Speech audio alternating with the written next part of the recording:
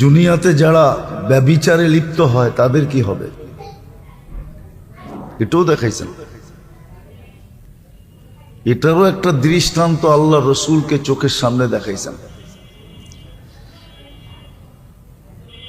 একদিকে ভালো গোশত রাখা আছে আর একদিকে বিলকুল পচা পোকা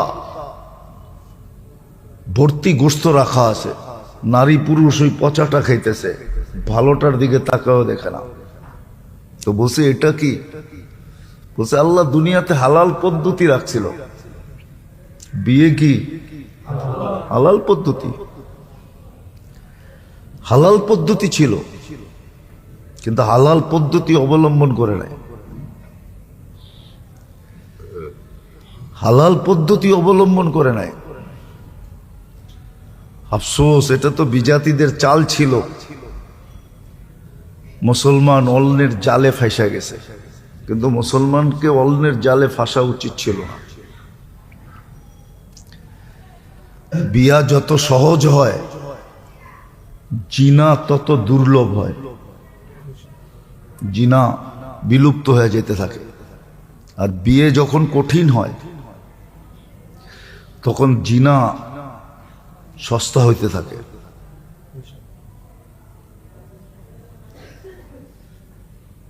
আজকে আমাদের সমাজটা বিজাতির রঙে রঙিন হইয়া, এই জন্য আল্লাহ দেখাইছেন আপনার উম্মতের। এটা মুসলমানদের ব্যাপারে, কাফেরদের ব্যাপারে না, মুসলমান উম্মতের ব্যাপারে। আর জিনার অনেক ধরনের প্রকার আছে। জিনার লম্বা প্রকার আছে, যাক আমি লম্বার দিকে যেতে চাইতেছি না। বলছে আপনার উম্মতের দৃষ্টান্ত হালাল পন্থাকে ছেড়া হারাম পন্থার দিকে এরা দাবি তো হইছে, অথচ ভালো গোশত সামনে রাখা আছে ওটা খায় না। ওই পোকা পড়া পচা দুর্গন্ধময় ওটা খাইতেছে। হালাল পন্থা ছিল, হালাল পন্থা সহজ ছিল। এই জন্যই তো আল্লাহ রসুল বলছিলেন বিয়ে শুধু চাহিদার জন্য ছিল না, বিয়ে অনেক কারণে ছিল। শুধু চাহিদা এটার জন্য বিয়ে না, বিয়ের অনেক কারণ ছিল, যেটা সহজ করছিলেন। কিন্তু আমাদের সমাজে এখন বিয়ে একটা কঠিন জিনিস। বিয়ে কঠিন। যার ঘরে মেয়ে আছে ও জানে ওর মাথার উপরে চিন্তার পাহাড় কত বড়। মাঝে মাঝে অনেকে আছে ভাবে হিমালয়টা মাথায় থাকলো মনে হয় এত বেশি কষ্ট হইতো না। একটা দুইটা মেয়ে যার ঘরে আছে তার মাথার উপরে হিমালয়ের চেয়ে বড় বোঝা। কিন্তু এক সময় ছিল না। এক সময় আসলেই তো মেয়ে সৌভাগ্য হয়, মেয়ে হওয়াই মানি হলো সৌভাগ্যবান হওয়া। আগে এটা ছিল না। আগে মেয়ে যার ঘরে হইতো সে সবচেয়ে বড় কপালওয়ালা হইতো। না, বিয়ের ভিতরে এই সমস্যা ছিল না। আজকে যে সমস্যা বিয়ের ভিতরে, যার কারণে অন্য রাস্তা বেছে নিছে, অন্য রাস্তা বেছে নিছে। জিনা ব্যাপক হয়ে গেছে, সর্বধরনের জিনা। শুধু বাস্তব জিনা না, জিনার প্রকার আছে, সবগুলাই ব্যাপক এখন। যেই সমাজে হওয়ার কথা ছিল না, মুসলমান সমাজে, মুসলমান এটার থেকে দূরে থাকা উচিত ছিল, হাজারো লক্ষ মাইল দূরে। আর মুসলমান যদি দূরে থাকতো তাহলে সারা দুনিয়া মুসলমানের দিকে আকৃষ্ট হতো।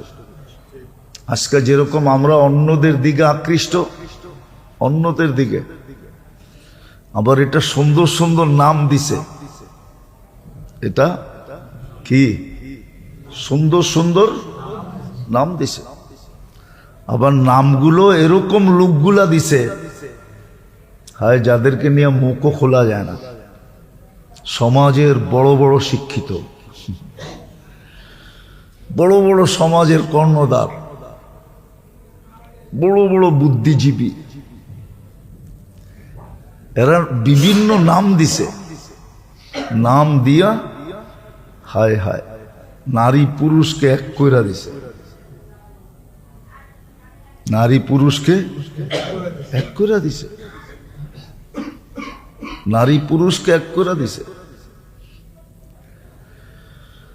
আপনাকে একটা যুক্তি দিতেছি আমি, আবার যুক্তিও তো দেওয়া যায় না, এই সমাজে তো যুক্তি দিতে গেলেও ভুল, বিভিন্ন নাম পড়া যায়।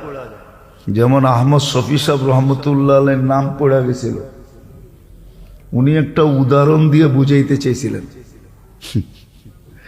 কিন্তু ওনার নাম দিয়া দিছিল কি জানেন না? মিডিয়ালারা ওনার নাম দিয়ে দিছে, কিন্তু কাল কিয়ামতের দিন দেখা যাবে আহমদ শফি কই, মিডিয়ালা কই। আহমদ শফির জীবন কাটছে হাদিস পড়াইতে পড়াইতে, কোরআন হাদিস পড়াইতে পড়াইতে জীবন কাটছে। ইনশাআল্লাহ মিডিয়ালারা নাম দিছে না, আমার সমাজ নাম দিছে না, যারাই নাম দিছে, অ্যাসেম্বলিতে দাঁড়ায়া যারা নাম দিছে, কাল কিয়ামতের দিন দেখবো ওদের নাম কি হয়। ওটাও দেখার একটা সুযোগ হবে ইনশাআল্লাহ।